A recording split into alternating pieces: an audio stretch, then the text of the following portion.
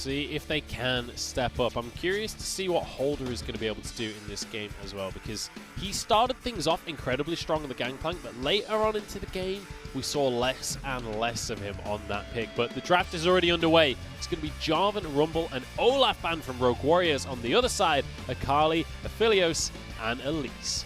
So if I'm on eStars here with the Misfortune locked in for Rogue Warriors, I start to drift towards the likes of that. Gragas worked very well in just trying to control how long you get that bullet time up, but there's a couple of the power picks that are still available. Kiana was going to be one that I mentioned. Pantheon was another one that has been left open. So I'll be curious to see what they want to try and prioritize. We're seeing the Kiana and also that Renekton. So going to be looking for the Kiana to be that big team fight engage with the Supreme Display talent. Now the question will be, what does Harrow go for here? And it looks like the Talia are going to be taken away. So Cryin not going to get that pick that he did so much work with in the previous game. And that's going to be going into the hands of Ruby. Yeah, most certainly. Ruby has been playing a good bit of this back in Challengers Korea. It was a little bit of a pocket pick for him. Now bringing it in to Rogue Warriors. We'll have to see if he can have the same impact in the early stages that Cryin did, or if that will be given the opportunity. Pantheon will be locked in. Not convinced by this Senna pick on the opposite side. Misfortune kind of seen as a bit of a counter pick to Senna because you can shove her in very effectively. Senna doesn't have the greatest wave clear and doesn't do amazingly to farm underneath the tower because of how long her auto attack animation is, but you know what? Wink is comfortable enough. He says, give me the Senna. I want to be able to have her for myself in the bottom lane. Yeah, we saw some Senna coming out yesterday as well. A lot lower presence in the draft than I was expecting coming on into this week of gameplay, but we are going to see it coming through here for eStars, and now a Quinn ban going to be starting off the second round of bans. Yeah, Quinn's a curious one. It is one that has started to pop up a little bit more, and a direct counter to the Renekton as well. So I think this is just a case of we do not want to deal with it. And now you're going to be looking towards a little bit more of those bans, I think, towards the top lane, although as I say that, Gragas was the jungler that we were looking for on the side of eStars. That will not be given over towards Wei. And now you can start to pinch that a little bit more. I mean, Elise is gone. You've also got the Gragas. I mean, the one that kind of stands out to me still is going to be the likes of the Lee Sin, but there's not a huge amount of junglers that we consider, you know, top tier on this patch that are still going to be left open. We'll have to see what's going to come on through here. I am a little bit surprised to see junglers being banned away with the Kiana locked in, but I guess still flexible. You could send that towards the mid lane. But realistically, I feel like that's likely going towards the jungle.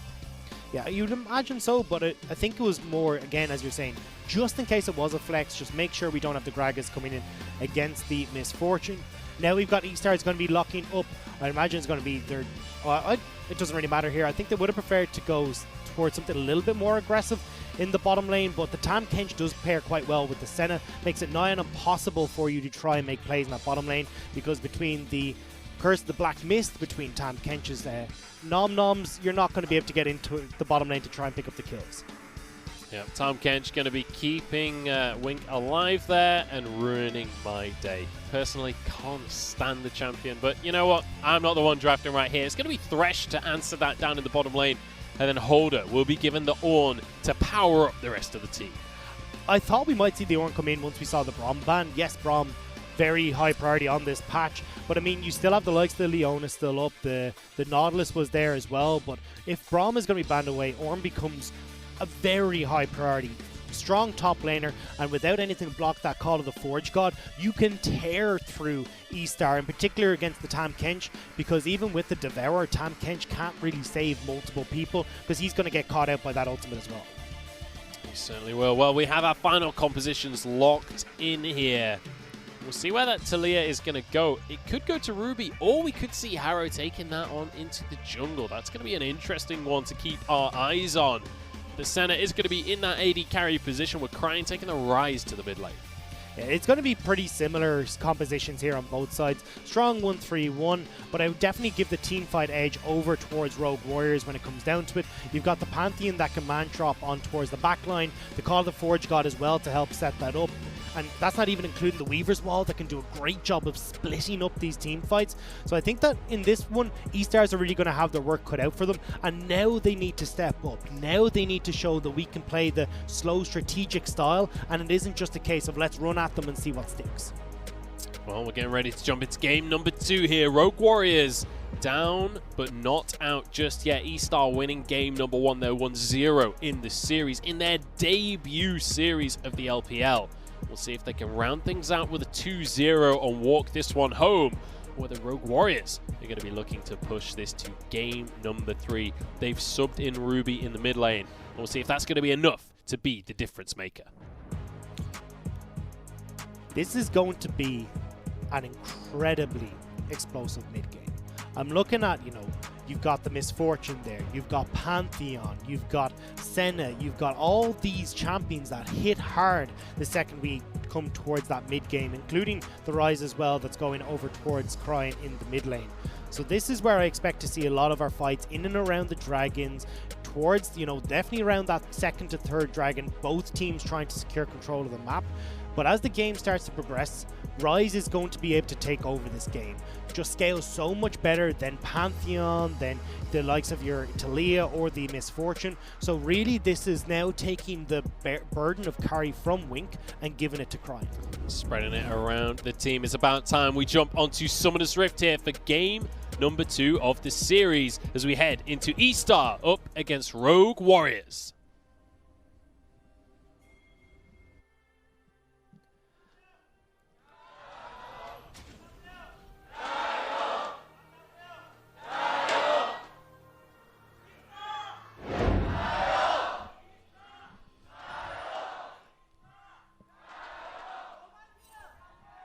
That's a much stronger chant than we heard at game number 1 for eStar. So it might be a few fans turning the direction of the new team, eh?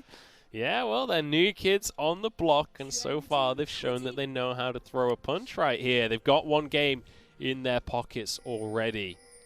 You can see here a graphic that, I'm not going to lie, I can't read Chinese. I'm not 100% sure Really? what that means.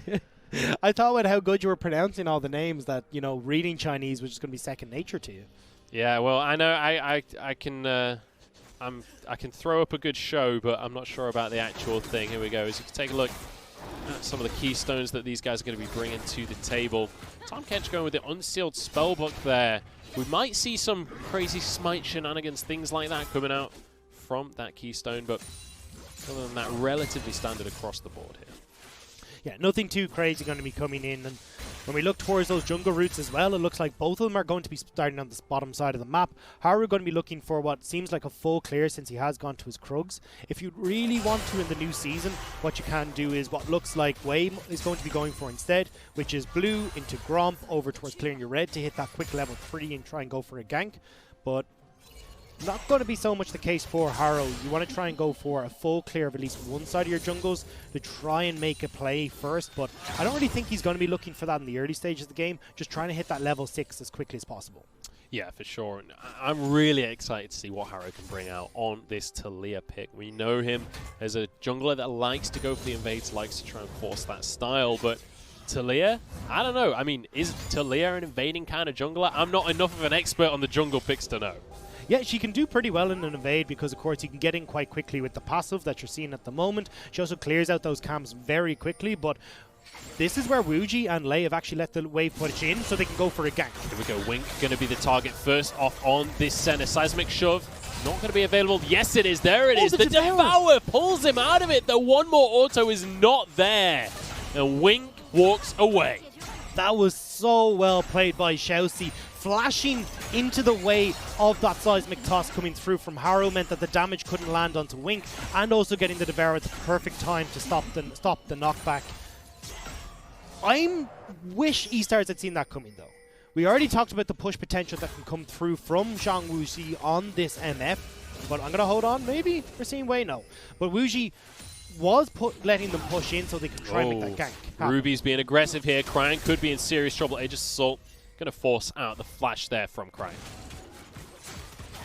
So Flash is burnt in the mid lane, Flash is burnt on the bottom side of the map, and Rogue Warriors are looking like a very different beast as it comes into this early game. I want to see how Ruby and Harrow can try and turn this into something though. They have control in the mid, although Bottom lane. Oh, here we go. That's going to be a root locked on in. Wuji is going to go. Oh, no, the lantern comes out. Lei comes to the rescue, and Wuji somehow survives. Supports are MVP in this game so far. This is AD carries going that little bit too far forward, and both Lei and Chelsea saying, fine, I suppose I'll get you this time. Mate, I'd already written that one off. I saw Wuji walking away from the tower, and I was like, he's given up, I've given up. And then Lei comes in from the side with the lantern, saves the day. What a beautiful play coming out from that team. Yeah, but that will mean that there are summoners galore burnt on that bottom lane. Nobody has theirs available on either side. So when you start to look towards Ruby, who's going to be hitting level 6 fairly soon, you're also looking at Crying, who'll have the Realm Warp available. This bottom lane got a whole lot more dangerous for both of these teams. Yeah, it really did. And it's literally just going to be a cleanse on Tahm Kench from the Unsealed Spellbook. So we'll see if he's going to be able to use that effectively in a follow-up fight, or whether or not these junglers are going to be looking towards that bottom side. We were saying that this could be a focus, and we were asking about, you know, this Misfortune versus Senna matchup. Typically, from what we've seen, Senna does struggle a little bit up against the Misfortune, but Tahm Kench could be the answer, protecting that AD carry. It's more the problem that I see with the Tahm Kench is that he doesn't offer much more on the wave clear, so Senna just ends up hurting even more in that scenario. But somebody who might be hurting is Ruby, who Wei is hovering in the wings. Might have spotted Harrow here. Harrow's found him. It's going to be a 1v1 between the junglers for now. Seismic Shove will knock him straight back onto the Unraveled Earth, but Ruby's coming on through. Wei has to flash. That's going to end the fight. So you can see Wei is trying to get control once again. Did play pretty heavily around this mid lane to start things off in the last game, now trying to do so once again for Crying, and I think this is where they're trying to even out the score. Get the flashes off of Ruby, because that man drop, the Grand Skyfall is available, and they definitely don't want that flash up and available if they are looking towards that bottom lane, because it means it's going to be lights out for Wink or Chelsea with the flash stun from the Pantheon. Xiaobai looking for a bit of a fight up in the top lane. Will proc his Conqueror there as well, but can't really go too aggressive just yet. Is this Scuttler going to be taken away by Harrow? Wei looking like he wanted to try and contest for that one, but with Ruby moving down, he knows that's not something he can fight for. I want to take a quick second to look at vision control, though, because it really is heavily in favor of Rogue Warriors right now. And hang on. Crying could be in trouble here. Does not have his flash available, and Seismic Shove is on point right now. No, he doesn't get it, though. Wei somehow finishes that one up, and it's another kill going down. Realm Warp, can it save him? Yes, it can. Crying walks away. That was beautiful. Wei and Crying putting on a clinic there as to how to turn around a gank. How many people do we have to write off that aren't going to die in this game? Crying managing to somehow survive, and Wei comes to the rescue. He's rewarded with 2 kills, no less. On a Kiana, that is an amazing start. That is a fantastic start, and now gives the opportunity for Wei to start to have that influence around the rest of the map. We're going to see the replay here. This is actually a little bit on Ruby. Misses the Q from the Pantheon because of the Seismic Shove, which means they don't execute Crying, and then the return damage is enough. The flash there from Harrow is... leaves something to be desired, I think is the phrase, because he kind of flashed and didn't have anything to use at that point. But yeah, unfortunate 2v2 there for Rogue Warriors. That was one of the big questions we had. Are Ruby and Harrow going to be able to upgrade this team's 2v2? Not against the likes of Wei and Crying. Yeah, that was a little bit of missed synergy coming through there, and unfortunately going to cost them quite a bit. But we'll have to see how they can try and push this forward now, because you do have the Cloud Drake up and available. Would imagine that Crying and Wei are going to try and utilize the flashes that they've burnt onto Harrow to pick off this Talia and then try and make a play in the bottom side of the map.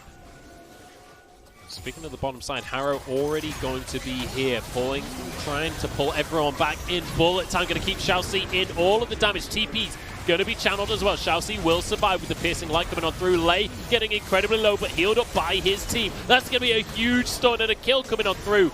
This is the support for a top laner. Roots onto 2. Holder going to be the next target as Wei will get devoured. Xiaoxi knocked up though and will be dropped. Another 2 players go down, and it's 3 versus 3 now. Ruby is going to be rooted. Crying might just be able to follow up on this one, but the damage is in there. Oh, the shadow's there's a piercing dark, but not quite enough. Piercy Dark doesn't find the mark, but eStars are able to find the team fight victory in the bottom side of the map. Now with Wei still up and available for them, they can turn towards this dragon. Haru has no mana available, can't try to get in to turn this back in their favor. They are standing in the pink though, so maybe they want to try and do something. Here we go, Drake should go down though. It's going to be going the way of eStar once again, and Harrow going to try and punish them for this. Seismic Shove not quite going to find a target though. They won't be able to collapse onto anyone. That's going to be teleport wasted there for Ruby. Well, oh, actually, they're going to turn it around. Lei going to be the target as eStar forces the engage here. Cryan finds a kill. And no answer whatsoever for Rogue Warriors. They're starting to fall apart a little bit. I'm sorry, Munch. Did you want a break from play-by-play there? Because eStars are not letting the foot off the pedal. Now up to 5 kills. They've opened up a 2k gold lead for themselves as well.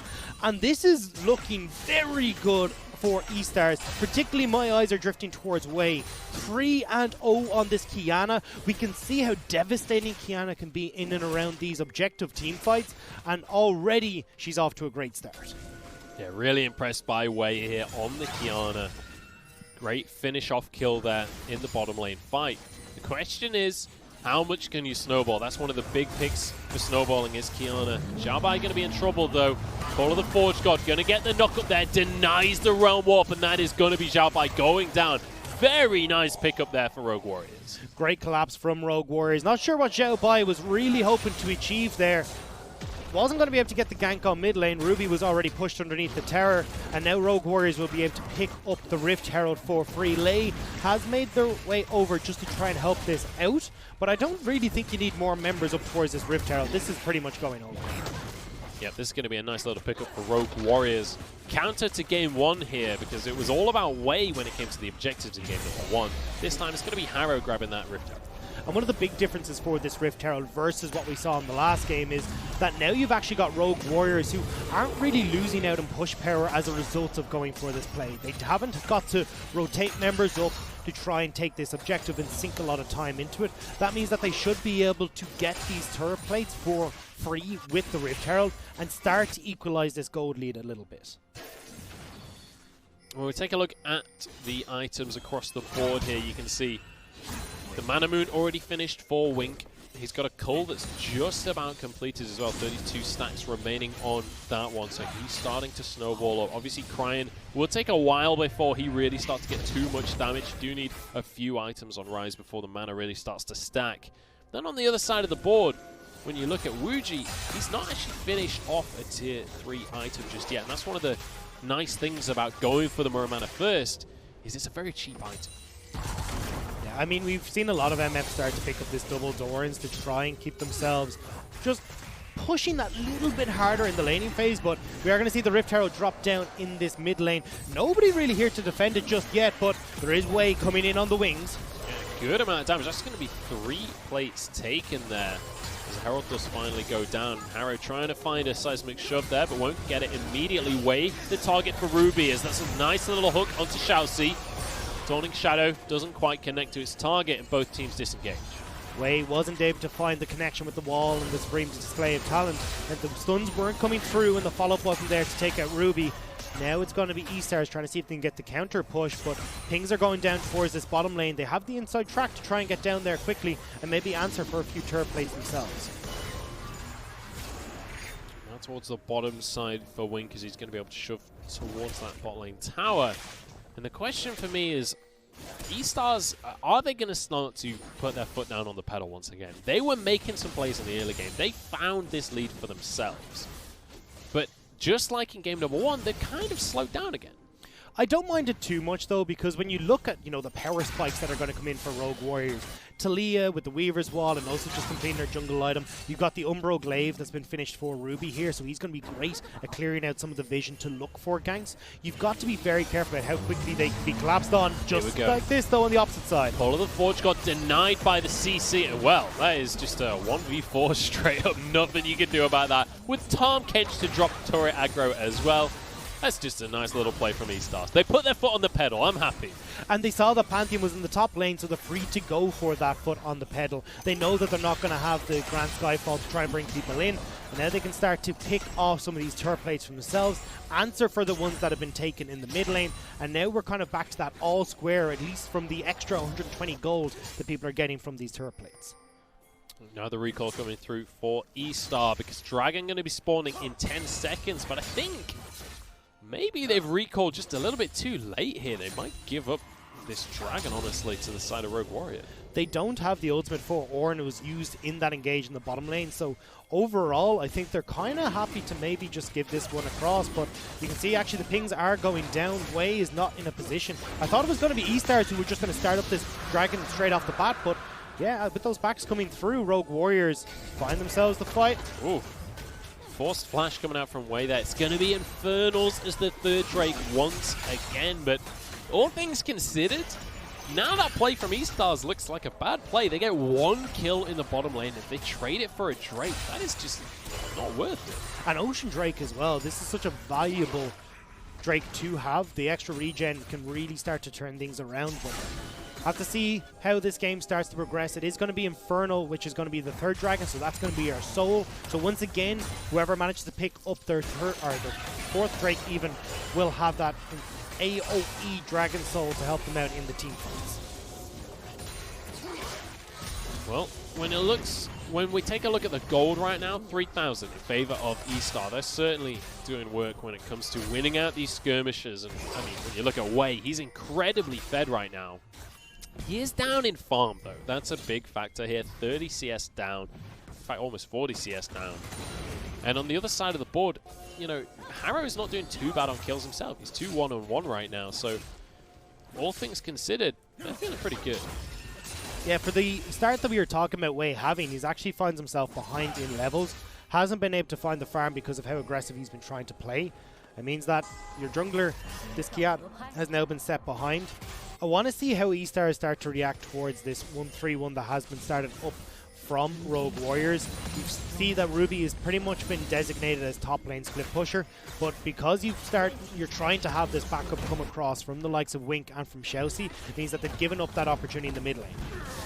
Weaver's Wall comes on through, and Xiao Bai finds himself in a 2 versus 1 here. Dominus comes out. He has to flash as well, but Lei is here to finish the job. Death Sentence comes through. Harrow grabs himself that kill. Wink tries to send up the Dawning Shadow to help out, but unfortunately that was too little too late. Crying, though, has been split pushing on this bottom side for quite a while after we saw that bottom lane turret go down, so they're getting some decent damage onto this tier 2, and now can dive this tier 1 in the mid. Look for the dive, but the rest of Rogue Warriors are going to arrive in time. Holder's going to be just about fine in that situation, but we've still got Cryan just chilling in the bot lane here, pushing onto the tier 2. Ruby's going to answer, but the rest of the team is on the way from the side of eStar. They really want to force this tower right now, and Ruby realizes what's going on. Abyssal Voyage, though, might just mean that he can't get away regardless. Root not going to be available for Wei. All it's going to do is force the tier 2. Yeah, this was a little bit of a split call from eStar as Wink was going back, so they weren't really looking for the dive play there. They were just looking to force Ruby back so they could get that tier 2. Not much is going to really come of this, though. The tier 2 means a little bit... Oh, hang on, actually, as I say that. Ruby stepped way too far forward. People hadn't recalled yet, but Grand Starfall is going to pull him to safety. What I was going to say was, if they were able to pick off Ruby, it might have been a different story, but because that tier 2 has gone down, they don't have the mid turret down or that top lane turret, you can't really get the pressure to start putting any sort of minions in towards the inhibitor turret in the bottom lane. So overall, Rogue Warriors, yes, they lose the turret, but when it comes to trying to keep control of this map, it's not going to be a huge difference. It's really going to be when eStars get in behind this mid turret and are able to clear that one out, that then it becomes a thorn in the side of Rogue Warriors. Holder just going to be running around the map here, collecting these minion waves. He's on sweep up duty for now. The eStar's looking good in this game. It's 1 dragon apiece. The next one going to be spawning in 1 minute. But eStars, they've got a gold lead. They're even in turrets right now. And when it comes to scaling as well, I have to say I kind of favor eStars right now with the rise in the mid lane there, as well as Senna does incredibly strong in the lane. Oh, well, here we go. We've got a fight on our hands. Xiaoxi going to be able to pull Wink to safety and actually flashes away with his own life as well. And I think that's going to be one and done right there. Chelsea just completely negates the entire engage. It was also Wei kind of bluffing his way in towards that team fight. Threw down the grass element, so then he was invisible. They didn't know if the Kiana was going to try and jump onto Wuji, so had to call the bullet time early. Ooh, but the flash forward! Death Sentence isn't going to land though. Cryan still uses the cleanse anyway, just out of sheer respect right there. He expected that one to land. But 2 failed engages now in a row for Rogue Warriors. And Infernal Drake going to be up in just 10 seconds time. Call of the Forge God on cooldown. Ruby and Wuji's ults both on cooldown as well. This is looking like a sheer advantage for eStars. Wei has hopped over the wall though, wants to see if he can catch Rogue Warriors getting in towards this pit. This is going to be a very close call. Rogue Warriors don't have to call the Forge God to start things off. 3k on the Infernal Drake right now. We'll see who's going to be able to finish that one off. The Dawn comes on through, but it's Kiana that gets it. Wei gets it for eStars. The question is, what is the fight going to turn into? Shawsey on the front line right here, but it's Wink taking the damage, flashes away. And it's going to be Cryan jumping straight on into the fight, gets saved by the Tahm Kench. There's 2 kills coming through onto the side of Cryan. He's been MVP so far, and Wei follows up as well. Harrow, the last man standing. Cryan is making Rogue Warriors weep. That was such a strong play. Flashing forward aggressively, getting the kill onto the AD carry, and then having the support of Shawsey there to bring them back to safety. eStars not only pick up the Dragon, not only pick up the team fight, but now they're turning towards this Baron as well. The teleport from Zhao Bai just to be the last seal to make sure of that. eStars are looking phenomenal so far in this series. I thought that was a done fight, but once again they proved me wrong. And now with a Baron as well, they're looking to find some recalls here. Realm Warp might just get them to safety. No, Cryan misses his own Realm Warp. Oh, it's a disaster. He doesn't have his flash available. He'll be knocked up. The rest of the team saves him. Shawsey on the Tahm Kench devours him over the wall. eStars lose nothing. I've given up on trying to call when eStars are going to die, because how many times are they going to have Shawsey come in and just about save them? This has been a very different story for Shawsey on the Tahm Kench. Not having something like the Leona where they're being the engaged tool means that Shawsey's actually been so good in sitting back and just playing protect the carries. It's something that he did quite well in LMS, and now we're seeing it in the LPL as well. All right, let's take another look at this, because I have no idea how eStars won this fight. So the big factor for this one is just how many people Wei hit with that stun. It meant that there was a good amount of damage that went on towards the back line, and this is just Cryan consistently getting AoE damage across everyone with that spell flux, and Wei once again just being a nuisance on the back line, making sure that Rogue Warriors can't try and turn that around for fear of being aggressed upon from the flank. And Shawsey on this Tahm Kench has been instrumental to every single play eStars have made so far this game. The Devours have been so clutch. We saw in that replay, Cryan jumps on forward, gets the damage down across, I think it was onto Wuji. Immediately Shawsey pulls him back, gets him to safety. Well, might be no safety here for eStars as they're being flashed on. Yeah, Ruby jumps on in. Shawsey going to be the target for now. Dawning Shadow across the fight, but it's Kiana to take one so far. Lay the next target as Wuji has to run away with his life. Ruby on the back line, though, doing what he can. What he can isn't enough. As Holder now trying to escape with his life, but the Realm Warp will collapse onto him. He's got nowhere to go, and it's going to be the ace for eStar. And eStars now find themselves 8k gold up at 22.5 minutes in this game, coming in for their first time on the LPL stage. And game 1, a little bit shaky. Game 2, I don't see any sort of place where Rogue Warriors try and fight their way back in. It feels like there are no cracks in the armor right now. This is stellar team fighting coming out from the likes of eStar. Almost a 10,000 gold lead for them as they just knock down turret after turret. They don't have any inhibitors yet. 30 seconds left on the Baron buff. That's the big question now. What can they do next? And this feels like everything that Rogue Warriors are trying to do is just not working out. They try to go for the big play. Wei comes over the wall, catches everyone by surprise, and the supreme display of talent means that there's nowhere for Rogue Warriors to run. And now you're looking at Cryan as well, who's really hit his stride. 507 has the Righteous Glory completed on the Rise as well. He is in prime position to take over this game. And we talked about it already. If this Rise starts to get rolling, there's no going back for Rogue Warriors. And this is the beauty of the center pick as well. You do a lot of damage as center, but most importantly, you offer a ton of utility, a ton of shielding and healing for the rest of your team. Oh, speaking of the damage that Lei almost finished off, that's bullet time forced out. That's like an O and a Q sets up an entire win. And with the Inferno Drake up in 40 seconds, that's such a big ultimate to be missing for this next fight. That's going to be the third dragon going over to eStars if they can't find the fight, and that puts you on to a timer with the Elder Drake spawning. That'll be about the 30-minute mark, and that is not where Rogue Warriors wanted to be. They wanted to be the ones controlling the pace of this game, but eStars have slapped any sort of stopwatch out of their hand. Ruby stepping forward aggressively, but Wei just going to throw a chunk of damage over the wall there. Xiaobai pushing up in this bottom lane, making sure that they have complete map control of the bottom side of the map for dragon spawning.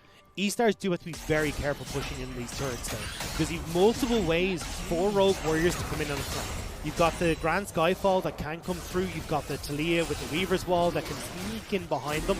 So they want to make sure that when they are pushing onto these towers, that they're doing it in unison.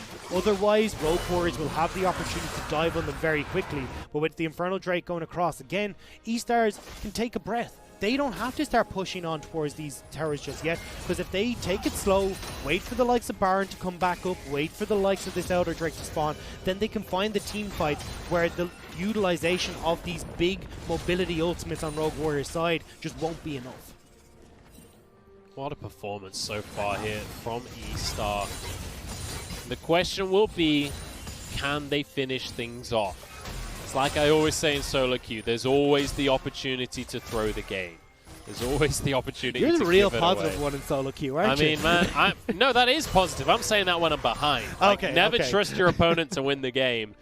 eStar now, they just have to dot the I's and cross the T's here. They've got this game in their pocket. They've just got to finish the job. And now onto Harrow. Great Zhonya's to keep himself alive for now. And the Lantern will keep him safer. In fact, his flash does in the end. But eStar's once again finding opportunities here, forcing summoners and setting up for potentially this Baron. This could be the opportunity, though, for Rogue Warriors to try and make the play we were talking about. Major ultimates down on the eStar side, but looks like they may not try to go for too many flanks positions for eStars right now. Oh, very aggressive positioning from Cryan here. Weaver's Wall going to come through, but he is A-OK. The Righteous Glory going to mean he has so much movement speed, he's able to pull himself to safety there. And now the rest of the team collapsing. Once again, Shorty going to be on the front line. They're going to back away on all fronts here. We're going to go shove that mid lane in. In the meantime, someone clears the top, and now Baron has spawned on the map.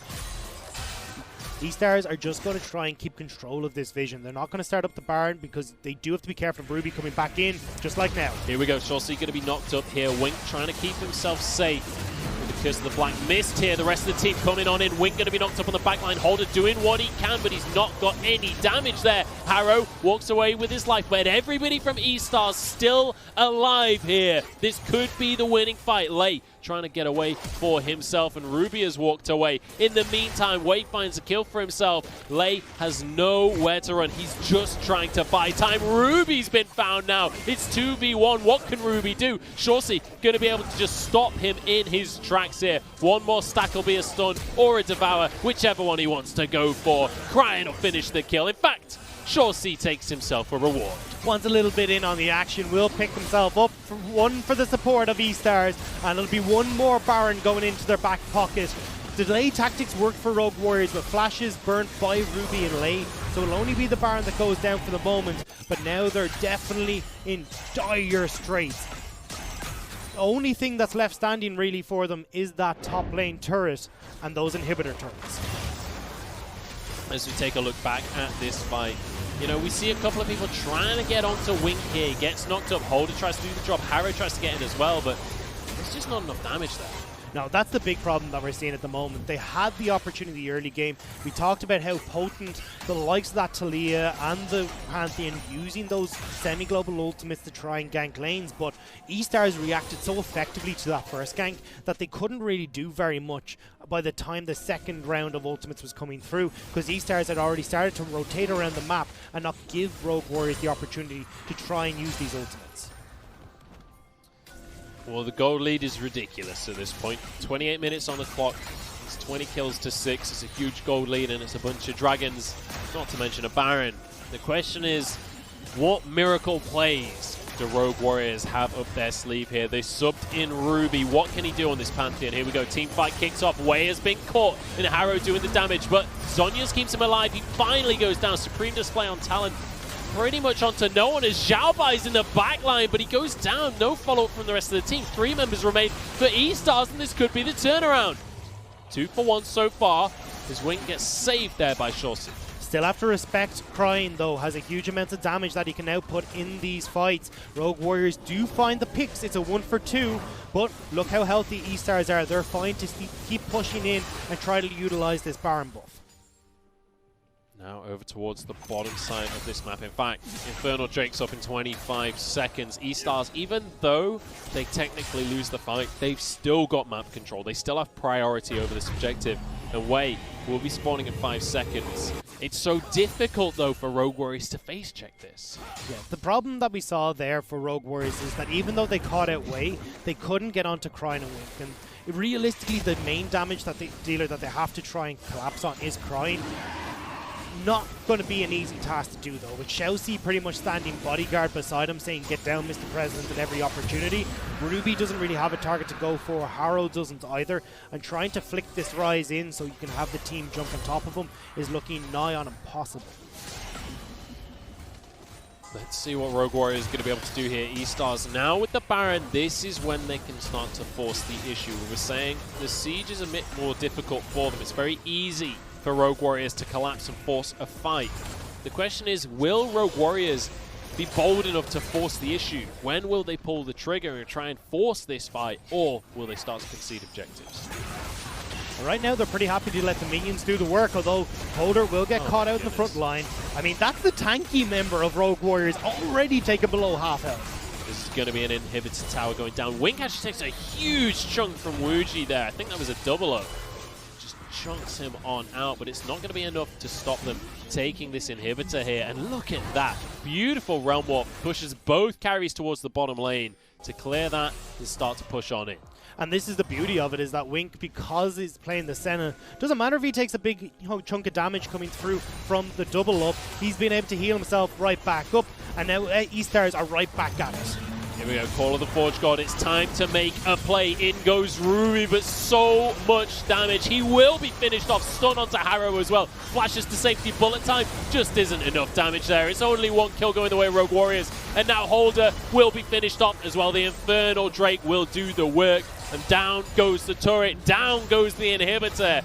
And I fear this might be the end of the base and Rogue Warriors' hopes in this series. Yeah, eStars coming out in their first professional game in the LPL, and now they are stepping forward, taking down the inhibitors, but Joey G has managed to clear out his minions. Wink's found himself a 1v1, and he's got more than enough damage to bring that one home. Now the minions have arrived. There's a stun going through. The ace finally happens. It's delayed, but it's there. And eStars, in their debut series in the LPL, show that they are a team not to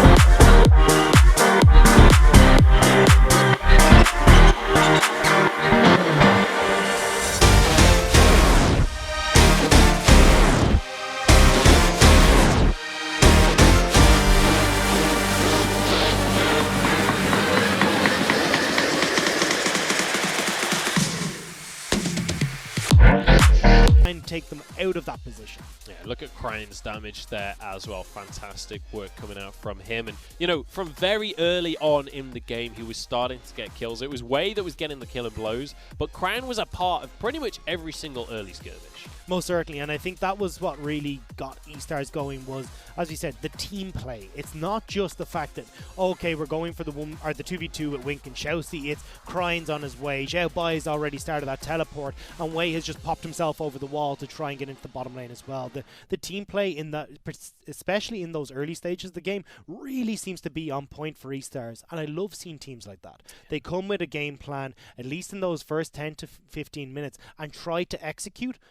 But it's very few that are able to get it onto the level that eStars were managed in today. Yeah, and we had some really good synergy there in the mid jungle as well. Wei and Crying working together kind of became almost a roaming death squad in parts of the games, and like really working, especially with Xiaoxi as well. The Tom Kedge from Xiaoxi was exceptional. Like the moment in the Baron pit where it felt like Crying was donezo. He missed his own realm warp, and then suddenly Xiaoxi arrives, pulls him over the wall. Just magnificent stuff coming out. Yeah, so now you've changed your perspective on the Tom Kedge. Maybe it can be an okay pick, or I mean, it's still just an anti-fun pick. Like, I just hate the fact that you always pull people to safety. I just think Xiaoxi is really good at it. Yeah, that is fair. And I mean, it was one of the picks that he played a lot in the LMS, and we can see why now that he's come to the LPL, that Xiaoxi's Tom Kedge is definitely one that you do need to fear. Yeah, for sure. And we'll see what else he's got up his sleeves as well. I'm excited to see the future of Xiaoxi, but most importantly, I'm excited to see that duo lane, you know, Wink and Xiaoxi, a team that you've got to keep your eyes on in that bottom lane. But let's be honest, we're in the LPL here. Wink has his work cut out. He's had a great series there, but the LPL is known for its AD carries. He has a huge amount to prove if he wants to be at the top of this table. I think we've also got to look at the other side as well when we are going towards Rogue Warriors and what they need to prove as well, because we're talking about Ruby coming over from Challengers Korea, managed to get the Pantheon and didn't really have the performance we were hoping for. You know, a few missed spells here and there meant that they weren't really getting the mid lane rolling, which meant they couldn't get the side lanes roaming, and the whole game plan seemed to just fall apart for Rogue Warrior. So I want to see now if they can go back to the drawing board, start to get the comfort back into play for these players, and then have that just confidence moving into the series, because it felt like they were always on the back foot. They weren't really the ones starting the plays.